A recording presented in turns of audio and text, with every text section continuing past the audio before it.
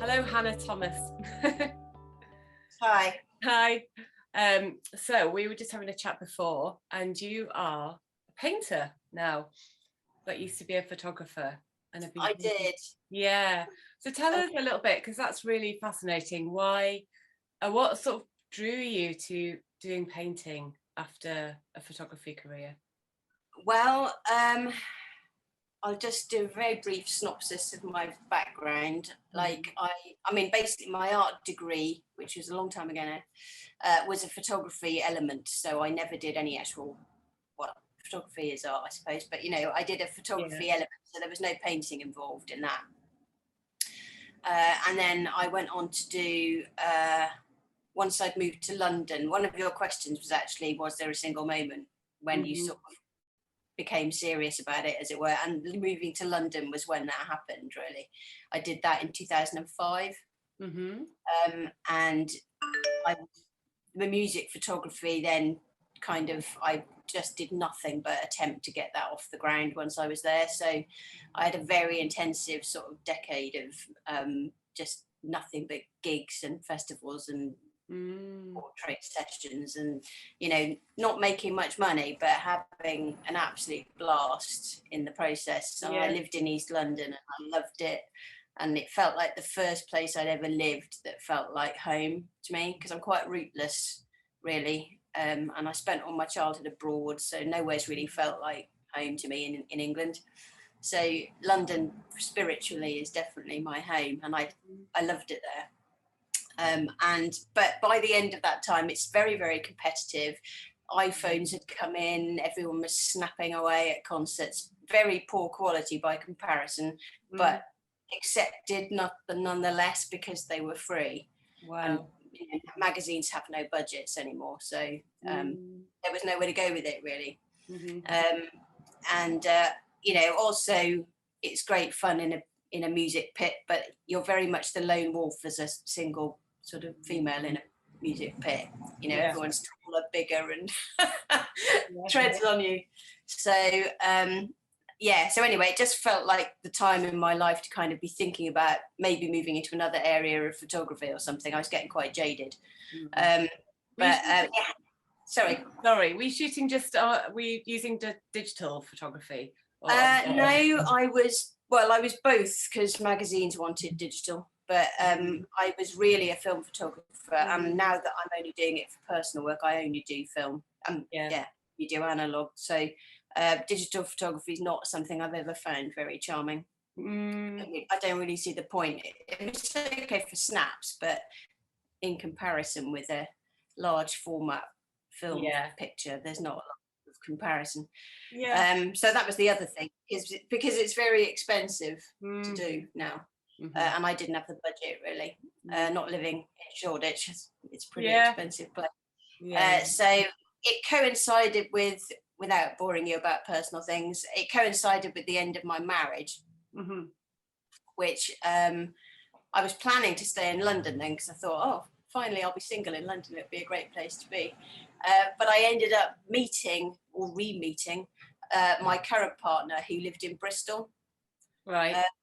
And I thought, oh, look, maybe, you know, it's time to move out of London. I can't afford it really. So anyway, I ended up leaving London, and the upshot of that was that I put photography down really as a profession, and picked up painting, because I wanted to do something where I felt I had full autonomy. You know, I wanted it to be just mine. I wasn't planning initially on showing it to anybody. I just thought I want to do something where I can decide what happens from beginning to end.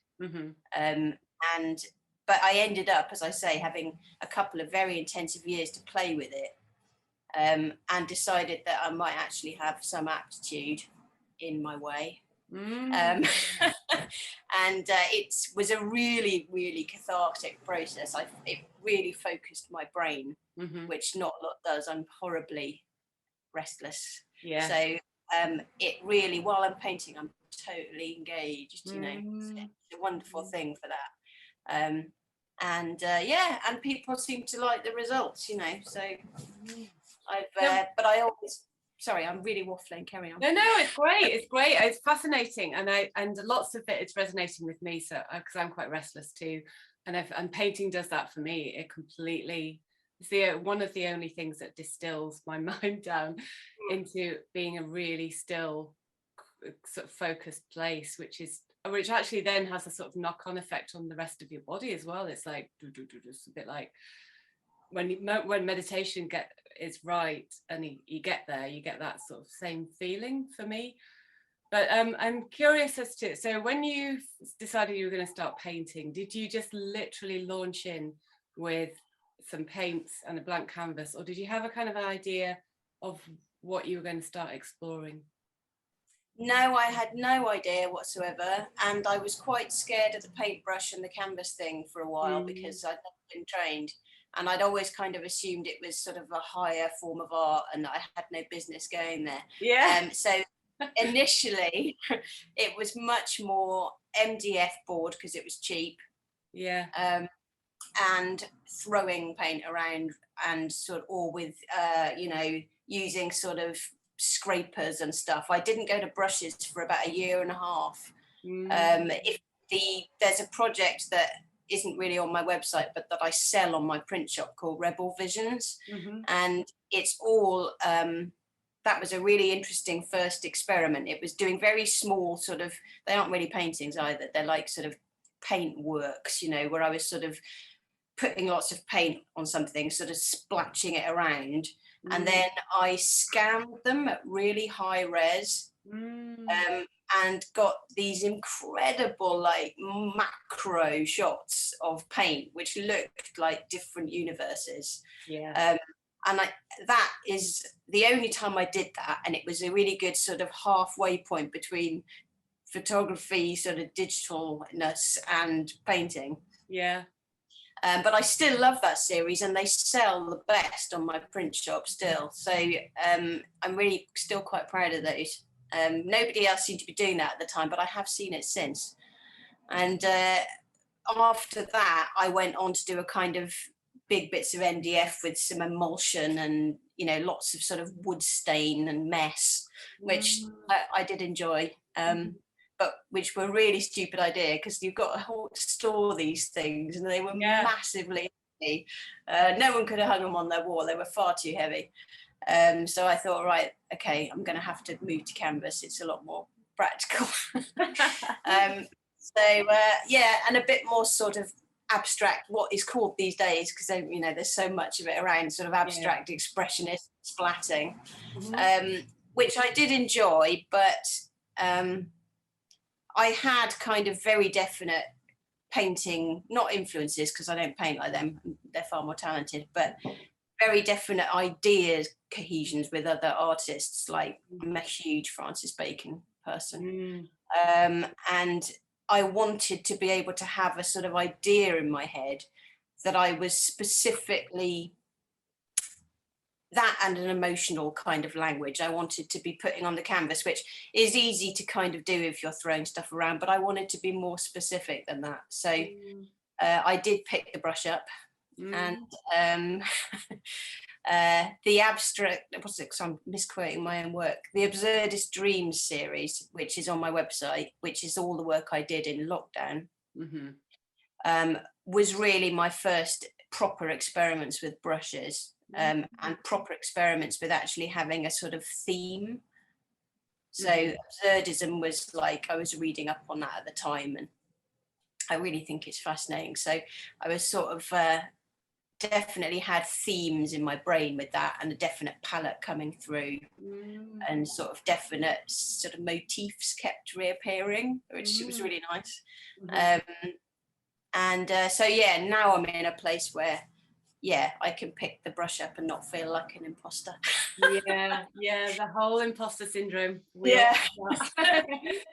So what kind of recurring motifs do appear, and do you have is it like having a conversation with those characters that come in? Well, it's weird, because I've got a partner who's one of those people that subconsciously or consciously sees something recognizable in everything, either a face or a person or something, which I find very annoying because I'm very the opposite. So my abstracts to me are really abstract. I don't ever see anything like that. But he's like, oh, look, there's a person there. And I'm like, no, there's not. I don't do anything of the sort. But so it's really bizarre what people see in these things. But to me, the motifs are all very, they're very non-figurative, and they're all sort of just what occurs a lot. I remember having a horror of thinking that I had a habit of doing circles or circles with a sort of hole in the middle. And somebody said to me, oh, that looks very feminist, like very sort of sexual. And I was like, no, that's not it at all. And I really don't want that interpretation on my work, because that's not what it's about. But I thought, sod it, it's mine and I know what it means. So that would just be wrong, so I'm not taking it out. So yeah, that for some reason but that to me is much more about it's just kind of a void. I'd read a book called The House of Leaves. Have you ever read that one? No. The author's name is unpronounceable, so I can't tell you who it was, but it's all about sort of really bizarre sort of spatial warping. Yeah. And so I have, even in the new ones as well, I can't really see them from there, but they've got areas of sort of black, sort of dense black paint that look like sort of portals or areas of nothing, So I guess, without sounding like an awful art critic or something, I don't like the term negative space, but I guess that's what they are ultimately. I like areas where it looks like there's a sort of break in the painting, or you're going to there's an area you could slip through accidentally or something. It's like a sort of, I like an undercurrent of darkness. Almost. Even if the painting looks quite pretty on first glance, Yeah, they're almost multi-dimensional. You've got different sort of parallel spaces going on at the same time. Yeah, like different levels of depth is what I'm trying to do. So, where it looks like something's kind of quite, looks a bit maybe sort of like natural forms, sort of like a jungle or something, but then there'll be a sort of black, very unnatural black sort of peeking through the back, where you're not sure where that goes. Yeah. Probably not anywhere good, I find all that really interesting. Are they kind of related to any Jungian concepts of collective unconscious or the subconscious in any way? I'm very uneducated on Jungian, so I'm not even sure what that would imply. But to be honest with you, none of my paintings really are about collective anything. I'm afraid I'm very selfish on that front. They're just about, when I'm doing them, I'm really only thinking about either me or something more sort of existentialist, but not so specifically human. Like, the reason that I never wanted to paint figuratively is because, in my personal opinion, I think it has to be something incredibly special not to be rather boring, because it's, you see so much of it, and, I don't know, I guess I'm just a bit sick of seeing the human figure everywhere, what photography as well, and, it's a bit saturated. So I try not to kind of have anything that resembles that, and I'm generally not thinking of collective anything. And so, it tends to be sort of more, there's a lot of existential angst in there, and I like the idea. I don't know if it was Bacon that said it, but I think it's been attributed to him that, art's purpose is to deepen the mystery rather than answer any questions. I'm not like interested in sort of positing any theories or, providing any comfort with my work. That's not what it's about. It's just about sort of putting down on a canvas all of the unanswered questions. Do you know what I mean? All of the sort of unknowns. That's what it's all about. It's just about getting them out. Onto something else, so that maybe somebody else can go, oh, I wonder what's happening there. Because that is everyone's question really anyway, what the hell is happening, and I don't think there are any easy answers. I don't want easy answers. So I I think it's much more interesting when it's, you know, nothing I do is overtly political, and I'm certainly don't paint about, you know, social issues. That's not of any interest to me. Mm-hmm. It's all much more, I don't know what the word is, but, you know, it's much more sort of ethereal than that. It's not anything so definite and, you know, about daily life or anything. Do you know what I mean? It's like, I see enough daily life as it is. I don't want to paint about. Absolutely, absolutely. And so then it may not be a form of escapism, but do you have, like, in your own sort of beingness, do you have a sense of, like, you start a painting in one state, but you end up being in another state by the time you've got to the end of it? Yeah, the state's often a very frustrated one at the end of it if it's not gone well. I mean, they don't, you know, 50% of them don't work. You know, most of my paintings end up with 2 or 3 others underneath. I've painted over. Weirdly, my favourite ones, though, that's not the case. You know, where it's a single depth painting. You know, it worked right from the first. I've had a couple of those lately, which is good. But they're always my favourites, you know, the ones that come together really well and really easily. Yeah, I mean, it's problematic on a sort of practical level too when you don't have a big budget. I mean, I swear some of the ones, if they ever sell, I'll feel kind of bad about it. Do you know what I mean? They were on really cheap canvases and there's about 6 paintings underneath, so I don't know how they're going to last. You know, money. Yeah, I know. I don't know how they're going to fare over the years. I mean, you know, cheap paint and God knows what. But yeah, I mean, you can only go with what you've got, can't you, at the time? Yeah, totally. So. Yeah. And actually, that's the time that you need to express something. So therefore, it's authentic, isn't it, in that moment, regardless of what paint you've used. So I noticed that, look, behind you, your works are fairly big. What importance has size got on your painting? Well, a huge importance, but it does make life difficult because I never, as yet, have had a really good big studio. I mean, this is as big as I can go, that one behind me. It's a 150 by 120 centimetre pre-stretched. I love working on rolls of canvas, like big rolls. I love that. I prefer the feel of putting paint on one that's flat on the wall. Yeah.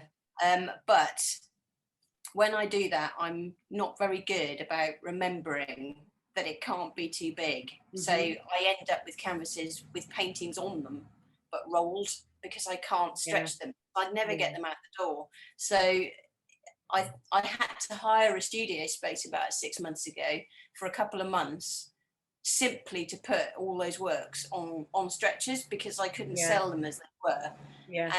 I couldn't do it anywhere except in a proper studio with the right door height. So it was rather expensive.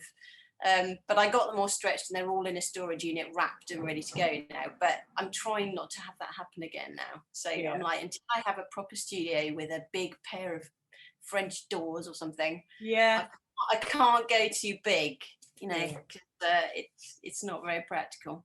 But I find terribly stifling trying to paint small, and there were lots of competitions where there's size limits, you know, like no bigger than 100 by 100 centimeters or something, and I'm like, oh, I don't have anything that size, and trying to paint that small. It's because I guess you have to make your everything has to be more controlled and more specific, I suppose. And I'm not very good at that. I mean, that's kind of detracts from the physical pleasure of painting to me, which is to be kind of stretching or you know, embracing it while you're doing it, you know, and sort of splatting. You know, it's like I can't seem to I've tried.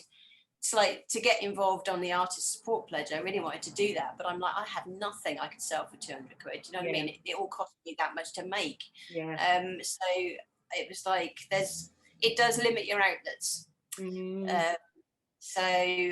But I figure I do some works on paper sometimes that are quite nice, but they're rare because I'm not someone that preps. I don't do preparatory paintings and I don't do sketches. or anything like that. That was going to be my next question. Anyway. Because it's a bit of a, I think, an old artist myth that everybody works from a sketchbook and then translates that to, and I don't work like that either. So I've been asking people that I've been speaking with in the series whether they use sketchbooks or not. And most people don't really. Yeah. No, you see such lovely ones, don't you? I know. Yeah. Done these lovely sketchbooks, but no, I can't. I lack all discipline in that area anyway. I can't do anything consistently. It's like keeping a diary. I just, I think, oh, what a nice idea to have a sketchbook, do one thing, and then it doesn't see the light of day for a year, But also, I think it links back to that physicality, doesn't it, in a way? Like, when you work on a larger scale, you're using all of your body in a way to make the painting. And when you try and then small scale that, you don't get the same relationship, do you, between... No, well, I hate sitting still. That's the thing. I don't like having to sit, especially not if you've got like the bore of to have a day job of any kind, where you're stuck sitting, which at the moment I do, unfortunately. Only part-time, but it's driving me nuts completely, but necessary to pay the rent. Yeah. But that involves me sitting at a desk all day, which I hate. Yeah. So the last thing I want to do in my studio is be sat in front of an easel or something. Absolutely. Do you know what I mean? It drives me crazy. Yeah. I've got to be standing up and moving about. Yeah, completely. So I noticed that this year you've done an online exhibition, had a solo online. Oh yeah, back in April, I think. Yeah. How did that go for you? Well, okay, yeah. I mean, it was nice to be selected, and it was nice to get a bit of exposure. But I have to say I've had a lot of problems with this sort of virtual exhibition thing. I mean, it's good for your CV to have some stuff happening, otherwise it looks like you haven't done anything, but I really hate them. So I don't really see the point myself, apart from obviously you might sell something, I suppose, but I'm sure they do, but I just can't actually credit that anyone bothers to look at them, because I never would. No, I don't much either, because the part of the joy of seeing a painting in real life is the fact that it's there in your physical space, isn't it? Absolutely, and you've got the pleasure of going to where it is and seeing some real people. I just can't be, I find it tremendously unsatisfying. I didn't have much of a sense of achievement at all, to be honest. And my work, which is sort of, often quite muted colours and big, and I found that they aren't that careful sometimes about not distorting the shape of your work. Like I've had people put them up and something was square. I was like, it's not square actually, and it looks really weird. So I had to get onto them going, they quite often put the wrong title under it. Do you know what I mean? It's like you're not in charge of any curation. I know if it was at a physical gallery, I don't know how involved you'd be either, because I have no experience of that yet. But I find that really irksome. It's like, get it right at least. Do you know what I mean? Or it's just really frustrating. But I'd love to. Well, I have done a physical one before lockdown, actually. I had the Rebel Vision stuff. I did a really nice little kind of, it wasn't really an exhibition, it was sort of just some work up in the lobby of a London hotel for a while. Which was really nice to do, and very good learning curve to get up there and hang it myself and price it up and sort of all that sort of stuff, and then collect it at the end. So that was good experience, but that's the only time I've physically been to hang anything. And what drew you to the absurdist theme in your work? Well, I mean, I hadn't actually really heard of it. I think I started reading about, I'm really terrible with names, this makes me sound so illiterate, but I was reading about the theatre of cruelty. Have you heard of that? It's Ardord, I think, or something, ARDAUD. Oh yeah, which is kind of like related to absurdism. And I was reading about kind of the basic sort of tenets of it, and it made a lot of sense to me, being an atheist and sort of fairly cynical. But cynical in a happy way. Do you know what I mean? Like I like the fact that there's no real meaning to being alive. Do you know what I mean? It's like the meaning is to be alive. Do you know what I mean? That's enough for me. I don't see why it has to be sort of overloaded with significance from other quarters. Yeah. I just found it happens to fit with me very well, and some of it's just very interesting. I mean, there's been some very interesting sort of philosophizing about it, and I think it partly came from lockdown, to be honest with you. I found the shift in, I don't want to get too political and boring, but I found the shift in sort of public mentality to be quite disturbing during lockdown. Yeah, I agree. And especially social media, which I don't like at the best of times, but I use Instagram because it's very useful for work. Yeah. So you inevitably end up seeing a lot of comments that are fairly alarming. And I was just like, what is going on? So everything. It was an absurd time, wasn't it? It was. And so do you get, as we're coming towards the end now, but my sort of last questions are, what does it give you back, painting?